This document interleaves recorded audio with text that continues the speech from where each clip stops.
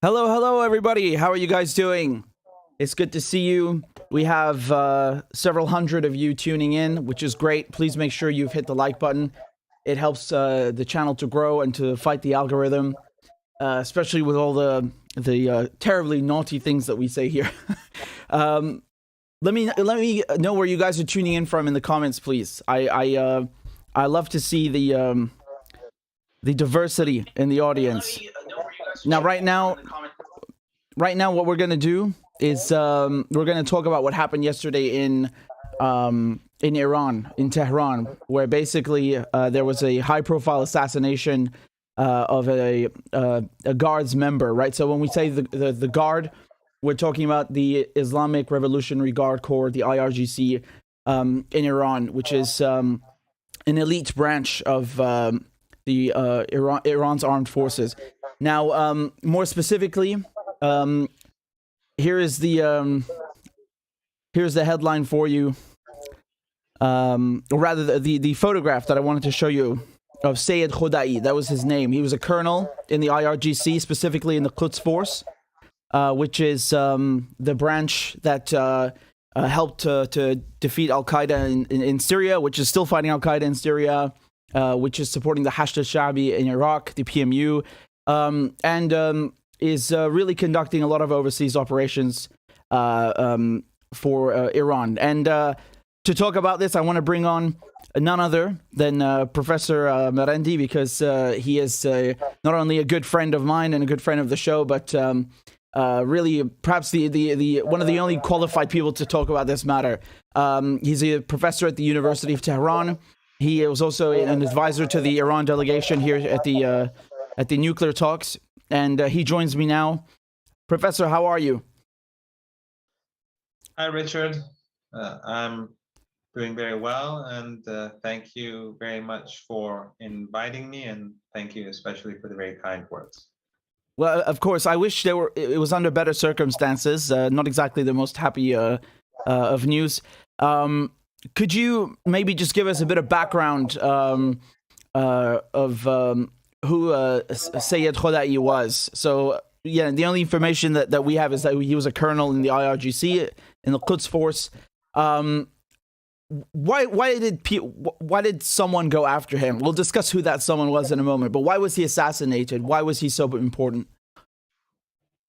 Well, as you pointed out, the Quds Force was key in defeating ISIS and Al-Qaeda, Jaish al-Islam, Ahrar al-Sham, and all these other extremist terrorist organizations that were used by NATO and the regional allies to undermine Syria.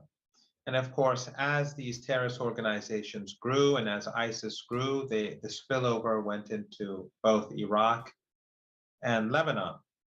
And so the Quds Force, not only did they push back and help defeat ISIS and these groups in Syria, but they also helped defeat them as they were about to capture Baghdad in Iraq and Erbil in Iraq as well. So one can say that these people, without them, Syria would have fallen, Iraq would have fallen, Lebanon would have fallen, and many of these countries that actually were supporting these groups foolishly, they would have paid a heavy price. Mr. Erdogan would not have gone unscathed, even though I think he's wrecked his country's economy and he's caused huge amount of trouble because of the legacy of this dirty war that he was a part of. But still, it would have been infinitely worse for Turkey or for other countries in the Persian Gulf region if these extremist terrorist groups had won. So these are, in the eyes of Iranians and many people in the region, contrary to what the non-democratic regimes, pro-Western regimes would have you believe, they are seen as heroes by many. And I think increasingly now in the West, at least a large number of people are beginning to realize that there is a pattern. And I'm sort of straying away from the topic, but there is a pattern in that Western countries use extremists over and over again. We see it now in Ukraine, how they're using, or they're allowing Nazi groups to receive funding. If you recall, in Syria, they were saying the same thing. They were saying the majority of the groups fighting the Syrian government are moderates, but these extremists, they're only like 10 or 15%, and they're getting their weapons from the moderate groups, but they don't have they're not the real power in Syria. They're using the same narrative in Ukraine, that yes, there are some extremists there are some Nazis there, as if even one would be acceptable. But, and we saw that in Latin America, we saw it with the Contras and the crimes that the Contras committed against the people of Nicaragua. So Western countries have no shame when it comes to using terrorists. And in this particular case, this assassination of this family man, this hero who helped defeat these extremist groups, it is quite possible that the MEK terrorist organization, this cult group that fought for Saddam Hussein against Iran in the 1980s, and which was also backed by Western governments, and right now they're based across Europe and North America, and they have their central camp in Albania, that this terrorist organization is quite possibly involved in this assassination. I wanted to ask you about that, Professor, about who's involved, because the modus operandi that we saw is that they use motorcycles, and immediately when I saw this, I was thinking, I've seen this before, and I remembered when they killed several prominent Iranian nuclear scientists between 2010 and 2012, and they used motorcycles for that, right? So you would have maybe one or two people on a motorcycle, and they would use whatever weapons they had, but that was how they were doing these assassinations. And we know that the MEK, which you mentioned now, were aiding them. We're aiding the Israeli Mossad. The Mossad is the Israeli intelligence service. So the MEK, this Iranian terrorist group, were collaborating with the Israelis to kill these scientists. And obviously the Israelis, they don't admit to anything yet. But when they killed Mohsen Fakhrizadeh, the Iranian nuclear scientist, in November 2020. Since then, we've seen articles in the New York Times about them bragging about how they killed him. Like, oh, they brought in some futuristic super machine gun with a robot and whatever. So, it comes out bit by bit. And it's very obvious just by, we just have to ask ourselves who benefits from this. And I ask you the same question, Professor. Who stands to benefit from this assassination? And why is it so likely that it's MEK and Israel behind it?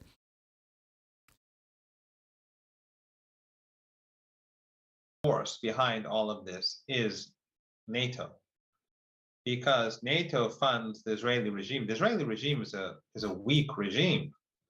It only survives and sustains the apartheid system through massive Western support and assistance.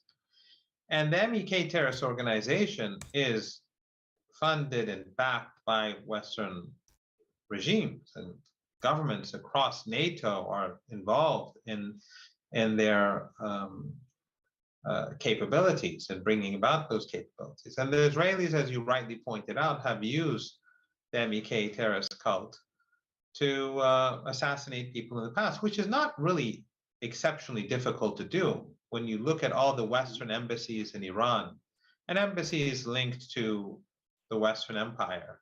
And then the fact that Iran has 15 neighbors, many of them in the Western camp, it's not difficult to understand how such a thing could happen, because some people are saying this shows the weakness of Iranian intelligence. Actually, when Iran is standing steadfast against the whole of NATO and its regional proxies, when we look at it from that perspective, with the maximum pressure sanctions and all, then I think actually we can say it's the opposite. The Iranians are doing quite well. If the Israeli regime was so strong, then we wouldn't see it in such trouble in Gaza and within the 1967 borders and in the West Bank and elsewhere. So the country that benefits, no one benefits. the Israeli regime doesn't benefit from these assassinations because it's going to have to pay a price. And it unites the Iranian population because a hero who helped defeat ISIS and Al-Qaeda, he was murdered. He's not. And then we saw, the Western, for the Persian media, the BBC Persian, VOA Persian, all these tens of media outlets funded by Western governments. And the MEK cult in Albania, they have an online army of many thousands of people. They have been working night and day to antagonize the guards and say that these people in Syria, they earn huge sums of money, these people who risk their lives to defeat these groups. And then this gentleman, who's a relatively high-ranking figure, he's in a very, very modest car when he's assassinated.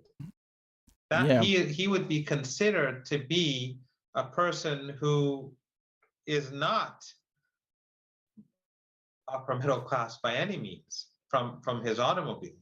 So actually what it did was and this is something that people were talking about, that it showed that how clean the guards are, that they go and sacrifice their lives, they risk their lives, and their lifestyles are much more simple and ordinary than those wealthy liberal antagonists in Tehran who rail about them night and day. The same liberal pro-Western antagonists who rail against against the Islamic Republic of Iran on BBC Persian and VOA and all these other media outlets, or Iran International, which is a Saudi outlet.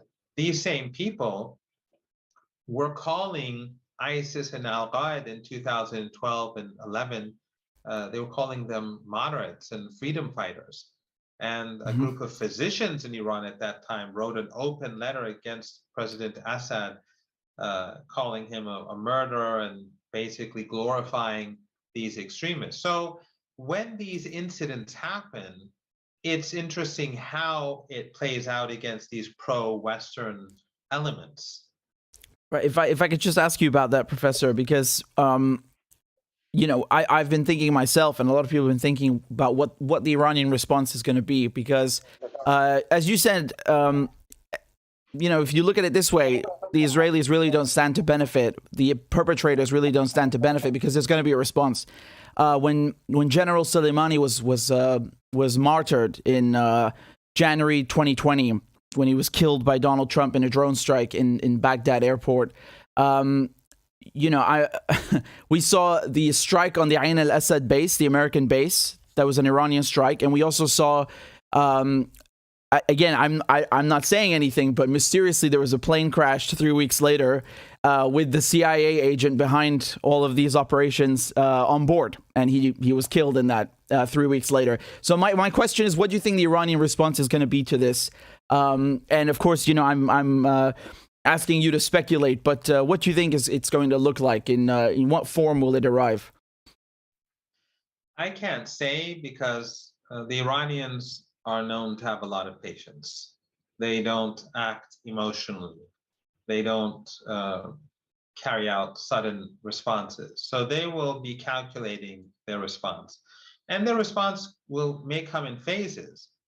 Even the response of the murder of General Soleimani, probably one of the greatest heroes of our modern era for the whole world, because he helped stop this menace of ISIS and Al-Qaeda. I mean, imagine if they had gained control over these huge areas in West Asia, what implications it would have had for the global economy and for the well-being of people beyond the region, let alone people in the region. But also, I would also point out that the murder of General Soleimani created further greater incentive for the Iranians to put pressure on the Americans and their allies in the region. And it wasn't just through the missile strikes. It's something that just continues. Right. It's a shift in policy. But also it consolidated Iranian public opinion. Iranians saw how brutal and immoral the Americans were, because even the Americans were praising General Soleimani for defeating ISIS when the Americans turned against ISIS. Of course, that's a long and complicated story, how that happened, why that happened, what were the objectives of the Americans, but we'll leave that for some other time. But we saw there was a famous Newsweek cover where there was a picture of General Soleimani saying how he was crushing ISIS. So this same person is later murdered and then again demonized by the Western media in accordance with the needs of the Western political elite. Exactly, that's the photo. So, and whenever the Americans say we defeated ISIS, the people should just go back to this photo and remember the truth of what happened. But what happens now is that Iranian public opinion is again, and public opinion outside of Iranian borders is, their attention is directed towards the Israeli regime, towards Europe and the United States, which fund and support the MEK terrorist organization. I have a personal experience with the MEK terrorist cult, and that is that I think it was in 1982, that I was preparing to go to school. Maybe it was 1981. I think it was 1981. And a bomb exploded near our house, killing 9 or 11 people. All of the windows were broken, were shattered in our house, almost all of them at least. And in fact, a family of 4, an Armenian family of 4, were martyred because a father and the parents were taking their 2 children to school. So they were just killing innocent people on a daily basis. They were fighting for Saddam Hussein. They had bases or they had offices across Europe, and they were murdering Iranians, and that was fine. That was fine for these civilized Europeans, or so-called civilized European regimes. So when these things happen, the Iranian, the propaganda that Western media outlets or Western-funded media outlets carry out against Iran in Persian, or even for the non-Persian speaking community, is defeated. It becomes ineffective because people rally around the Revolutionary Guards because they see this hero as murdered by foreign-funded terrorists. So not only does it create an incentive for the Iranians to punish the aggressors, which they will do, but it also strengthens Iran and it strengthens the unity inside the country. These people miscalculate through and through, but that's just how they are.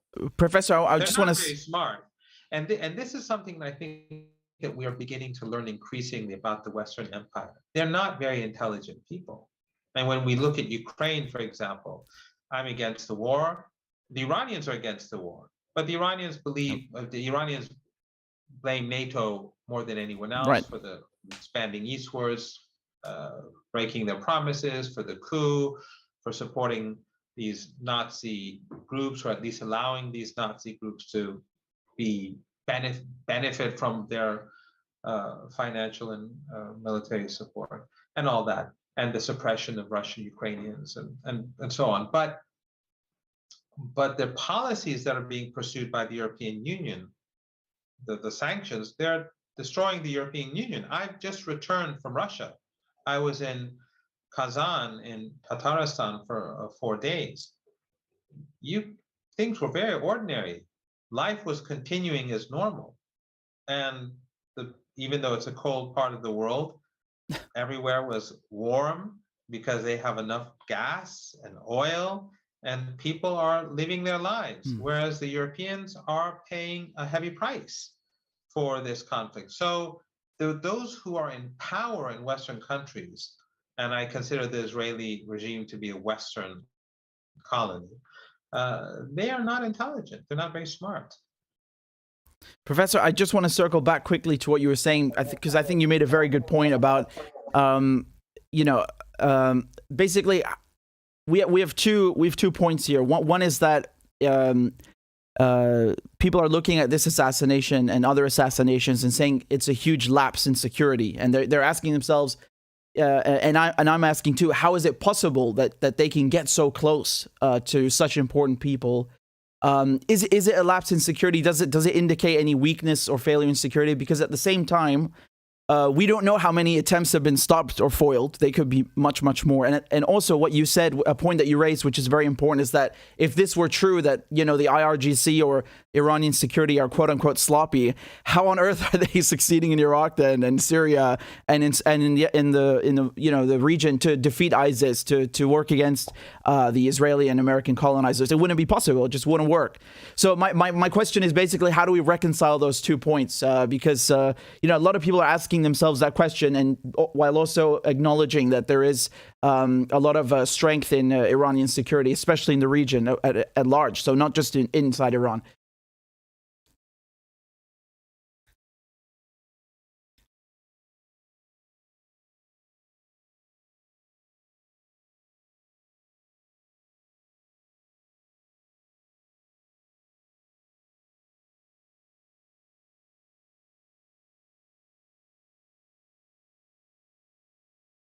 Starvation, that is not going to have a positive effect on security in Iran.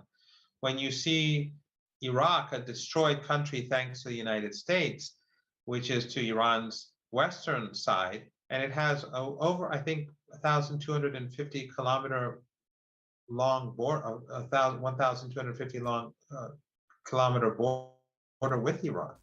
Mm-hmm. So you have a country in Iraq that's not stable. We have Afghanistan. You have Pakistan, which doesn't have an infrastructure, it just has an army. The border with Pakistan is not being monitored by the Pakistani side. The government is just too weak.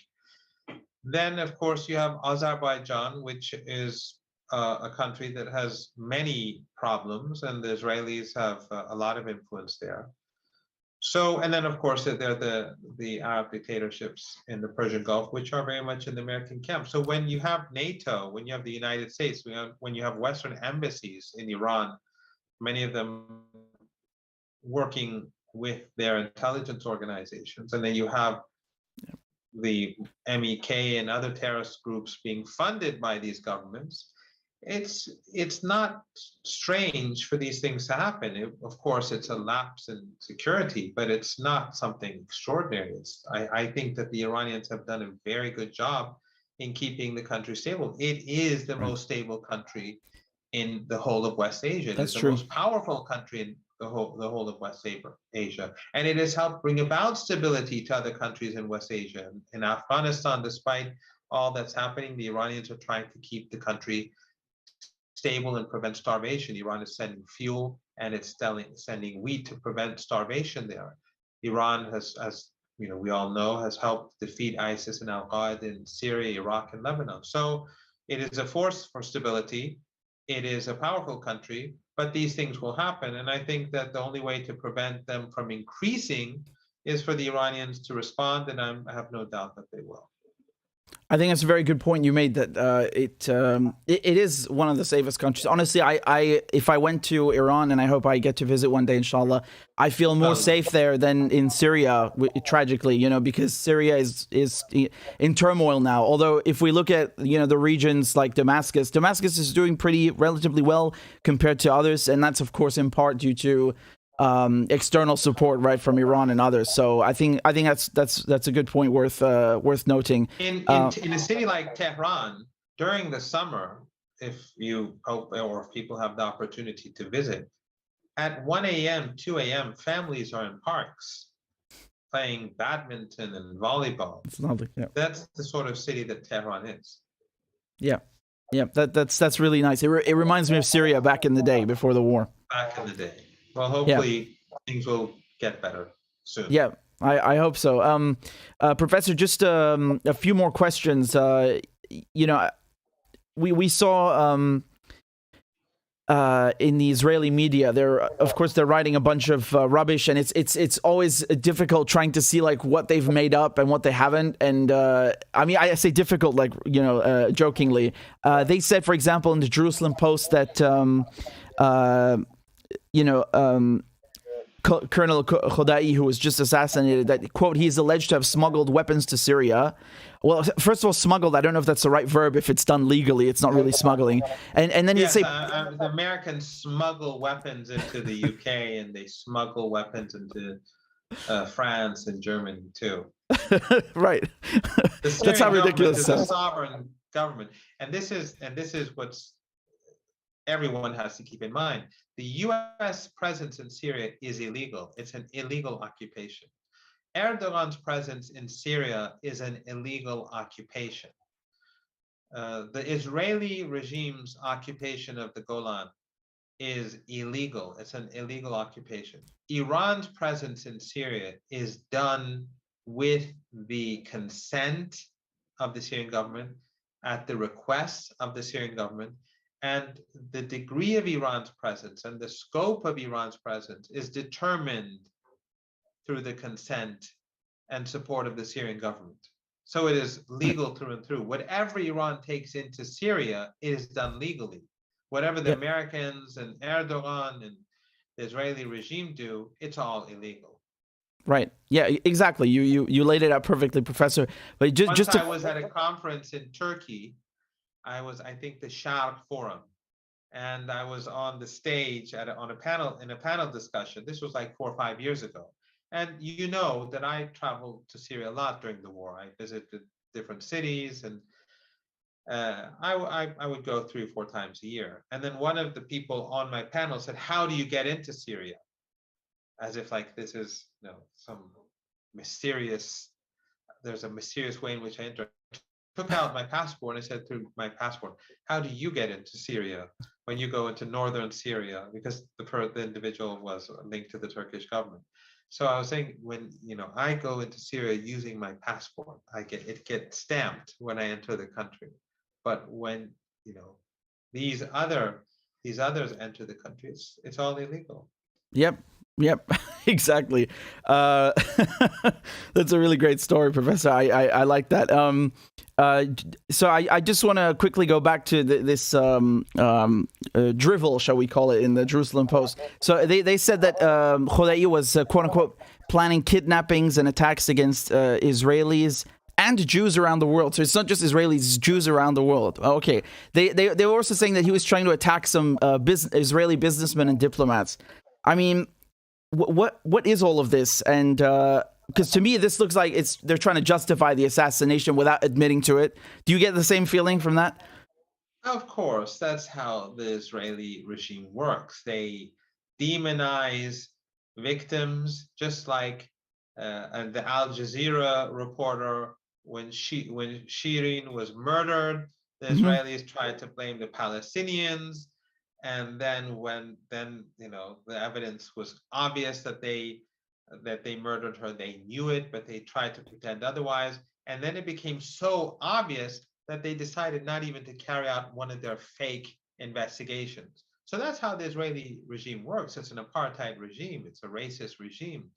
It's a colony. It needs justification. It has to make false claims in order to justify their immoral existence. Yeah.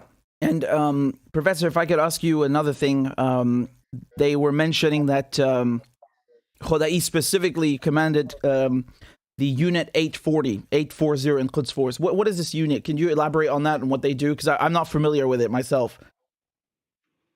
Well, again, this is just something that they claim. Yeah. And so I don't want to make any statement that reinforces any claim that the Israelis make. The Quds Force, and they said that he was in Syria, it existed there to protect Syria. And no attacks have ever been carried out inside Palestine through Syria. And all of the attacks have been carried out by the Israeli regime on Syria. They claim they carry out attacks on the Iranians, but in reality, they carry out attacks on Syrians. The Western media tries to present this as like attacks on Iranians, but you never see pictures of Iranians in the media being killed. There are only a couple of instances, and the Iranians stated them openly. If an Iranian is killed tomorrow in Syria, he'll be all over his picture will be all over the internet, Right. just like yesterday. So Mm-hmm. the Israelis carry out strikes on Syria. They constantly murder Syrians. They murder Syrian soldiers who are manning air defense systems, yet no one in the West will blame them. So he will be murdered in Tehran, but he will be blamed for being murdered. That's how the logic of Western regimes work. Just like when you hear about the war in Ukraine and how evil the Russians are for carrying out this attack, yet these same European countries, these racist regimes, they invaded Iraq, they destroyed Afghanistan, they imposed starvation on Yemen, they destroyed Libya. So, we all saw George W. Bush a few days ago inadvertently tell the truth about what is actually happening in the world that we live in. So it is those who carry out these atrocities that pretend to be the victim. I'm pretty sure that, and I want to be careful so that you don't lose your YouTube channel, but I'm pretty sure that very evil entities that existed during the Second World War and other eras use the same sort of narratives to justify their atrocities. Yeah, I really take everything that the Israelis say about whoever they assassinate with not even a pinch of salt. Let's say 1% of a pinch of salt, because the thing is, when the Americans killed General Soleimani, you had Mike Pompeo, who was Donald Trump's Secretary of State. He was in occupied Jerusalem, and he's saying that Soleimani killed thousands of Arab Christians. And me, as an Arab Christian, I'm just watching there, listening to this drivel. And I'm like, that's news to me. That's news to me. They say just make up the wildest things imaginable, when it's actually the opposite. Soleimani, his work saved Arab Christians, as it did other Syrians of various ethnicities and religions. Absolutely. So the insults that they come up with afterwards are really disgusting. And I'm not surprised that they will try and fling various accusations now. Professor, you alluded to a couple of things, that the Israelis killed Shireen Abu Akleh, the Al Jazeera reporter. They killed a Palestinian boy who was, I think, 17 years old before yesterday. They bombed Syria multiple times in the last 2 weeks. I've lost count, but they killed 3 Syrian soldiers, I think, a few days ago. They even bombed the Damascus International Airport. And then we have this assassination taking place in Tehran. So, we have attacks against Palestine, attacks against Syria, attacks against Iran.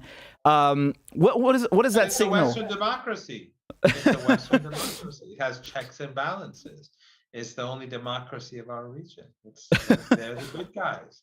And that's reflective of the nature of the Western Empire, where what they do to the rest of the world is, I think, reflective of the nature of that empire. And it's nothing new. Anyone who reads history, if someone just reads Howard Zinn's A People's History of the United States, and other similar history books, they'll see what was done to Latin America, what was done to Africa, what was done to the subcontinent by different Western empires, what was done in Southeast Asia by the United States, and what was done to West Asia and North Africa, and what continues to be done in our part of the world on a regular basis. And the hypocrisy of Ukraine is quite extraordinary, because it comes almost simultaneously with the genocide in Yemen.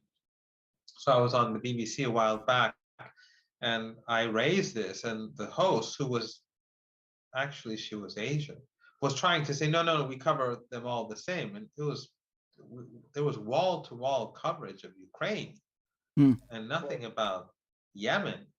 So this doesn't go unnoticed. The Western media is watched in the West, but the rest of the world has the means to see things differently. That's why the rest of the world is not all that sympathetic with NATO, because they say, whatever that Russian actions are in Ukraine, whoever's right or wrong in Ukraine, Western countries are in no position to say anything. It's the hypocrisy is becoming too much to hide. And Professor, I know you don't have so much time, but just perhaps as a last question, is there any link between this assassination and what's happening with the the JCPOA with the nuclear deal. I know you and I had a lot of great talks about this in person when the talks were still, continuing. Right now, they've sort of come to a standstill. So I guess it's a two-part question. Does the assassination have anything to do with the talks? Is it an attempt to derail the talks? And when can we expect to see the the nuclear deal concluded, or the Americans coming back into it? Any sort of developments?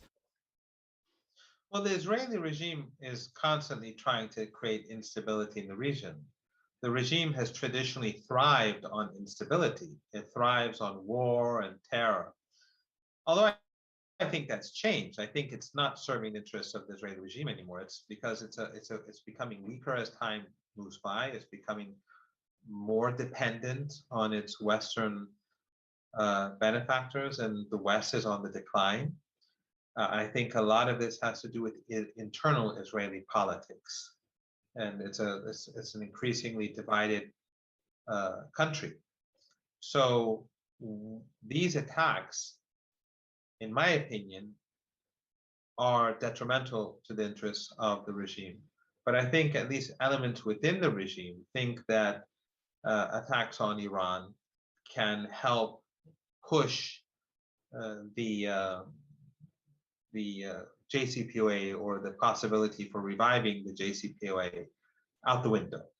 However, what I must say is that the revival of the JCPOA is increasingly important for Western countries, because the longer the war in Ukraine lasts, the more they need Iran. We're already seeing over the last few months, the Russians are courting Iran, the Chinese are courting Iran. Everyone is coming to Tehran nowadays. Yep. And even the Europeans, they're desperate to get a deal. And as things, and we see in Venezuela too, the Americans are decreasing the sanctions because they need Venezuela, not because they're humane, but because they need Venezuela. And interestingly, so the more they increase sanctions, Russian oil and gas becomes more expensive. The Europeans get into more trouble, and Iran and Venezuela benefit because high oil prices are going to help Iran. Well, I think in the next few months, we're going to see the effects on the Iranian economy. So Iranian oil is selling very well. Mm-hmm. Iran doesn't have enough oil and gas for its customers. And as the number of countries increase, countries that are sanctioned are increased, especially major countries like Russia, the incentive for circumventing financial institutions controlled by the West grows. So time is on Iran's side, not on the side of the Europeans and the Americans. So these Western governments need a deal, and the Iranians are prepared to sign a deal. We almost got there. We were both together in Vienna when we were on the verge of signing a deal, but then the Americans got cold feet for a host of reasons that we discussed before, and we could talk about again later. So the Israelis are not benefiting themselves. They're only hurting their European benefactors, the Americans, and they're not serving the interests of the regime itself, because, as I said, Israel is increasingly weak and vulnerable. It is increasingly divided, and Iran and its allies are on the rise. Do you think we'll see any developments with the nuclear talks? In other words, when will I get to see you again in Vienna, Professor? Well, if you wait a few weeks, we may get there. I don't know. It's hard to say, because the incentive in Europe and the United States is there. The longer the war lasts, the more they need Iran. Not just because of oil and gas. They need stability because they're growing weaker. So they need West Asia to be quiet. And of course, what the Israelis are doing is the exact opposite. But then there's also a counterforce, and that is that as the negotiations progressed, as you recall in Vienna, a couple of people left the U.S. team in protest because they said the Americans were giving too many concessions, including the person who wrote The Art of Sanctions. He was key to devising the sanctions regime, and apparently killing innocent civilians is an art in the eyes of him and many Americans. Disgusting. So, and then, so he left, and then when Robert Malley spoke in the Senate, the U.S. Senate, and in the U.S. Congress, the feedback was very negative. So the pressure from the anti-agreement camp was increasing, and I think that prevented the negotiations from reaching a conclusion, because I thought that we were going to have a deal within 2 or 3 days near the end, and the foreign ministers were planning to come for a signing ceremony. So the Americans got cold feet. As we move closer to U.S. elections, I think it's going to be more difficult for Biden to do the smart thing. But at the same time, as the war continues and as U.S. fortunes and Western fortunes continue to decline, they're going to need a deal more than before. So which force prevails, we'll have to wait and see. All right, Professor, thank you so much for your time. I know you're short on time. Just very quickly, I will put up your Twitter on the screen so people can go follow you. It's S_M_Marandi. So again, Professor, thank you so much for your invaluable insight and your time. And just one thing I would like to add, if you show that picture, sure. On the picture on the left, that was literally weeks before the first time I survived a chemical attack where the weapons were provided by the Germans and the Europeans, and the intelligence was provided by the Americans, and the political cover was provided by all of them to Saddam Hussein to use those chemical weapons against people like myself. I survived that attack. It was a nerve agent. We were bombed by a French Mirage jet, and the bomb and the chemicals were provided by the Europeans. So whenever Europeans talk about human rights, they should take a look at that picture. Yep, exactly. Professor, thank you so much, and I can't wait to have you back on for an even longer discussion if the future permits. Thank you again so much, and hope to see you soon, inshallah. Thank you for having me, Richard. It's always a pleasure. You're doing a great job, and I hope to see you soon in Tehran or at your mother's home in Vienna. Thank you, Professor. All right. Inshallah, and I'll leave things there. And again, thank you guys all for tuning in. I see we've got over 1,200 people watching. Please make sure that you've hit the like button. It helps the channel grow. It helps the channel to fight the algorithm. And I'll be back soon this evening with another live stream to touch on all the other political stories, developments, including the assassination of the IRGC Colonel Khudai. So thank you guys very much for tuning in. Please hit the like button, and I appreciate all of your contributions. I'll see you guys later. Take care.